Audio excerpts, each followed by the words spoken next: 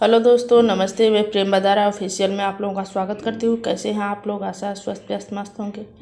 और मैं आज आप लोगों के लिए फिर से एक तिलक गीत लाई हूँ जो बहुत ही सुंदर है। दोस्तों सुनिएगा, अच्छा लगे तो लाइक शेयर करिएगा और चैनल पर नए हो तो सब्सक्राइब कर लीजिएगा। और अपने घर में तिलक ब्याह शादी ब्याह हो तो आप लोग गाइएगा, गुनगुनाइएगा। बहुत ही अच्छा गीत है दोस्तों, तो ज़रूर सुनिएगा। धन्यवाद। मानी सुनी बत्तिया हमार साले जी, मानी सुनी बत्तिया हमार साले जी, रौरे बहिना के ले गईल हुड़ार साले जी, रौरे बहिना के ले गईल हुड़ार साले जी। मानी सुनी बत्तिया हमार साले जी, मानी सुनी बत्तिया हमार साले जी, रौरे बहिना के ले गईल हुड़ार साले जी, रौरे बहिना के ले गईल हुड़ार साले जी। बंद रहे खिड़की खुलल दरवाजा, कहेली अटरिया पे धीरे से आजा। बंद रहे खिड़की खुलल दरवाजा, कहेली अटरिया पे धीरे से आजा।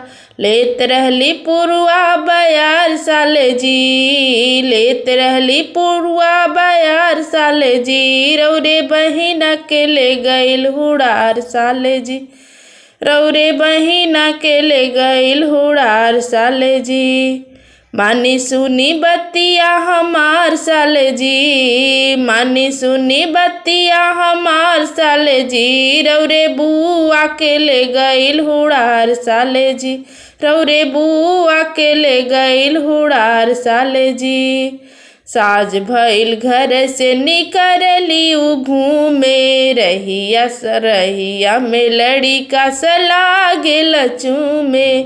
साज भइल घर से निकलली उ घूमे, रहिया में लड़िका सला गेल चूमे। देत रहली चुम्मा उधार साले जी, देत रहली चुम्मा उधार साले जी, रौरे बहिना के ले गईल हुड़ार साले जी, रौरे बुआ के ले गईल हुड़ार साले जी। मानी सुनी बत्तिया हमार साले जी, मानी सुनी बत्तिया हमार साले जी, रौरे बहिना के ले गईल हुड़ार साले जी, रौरे दीदिया के ले गईल हुड़ार साले जी।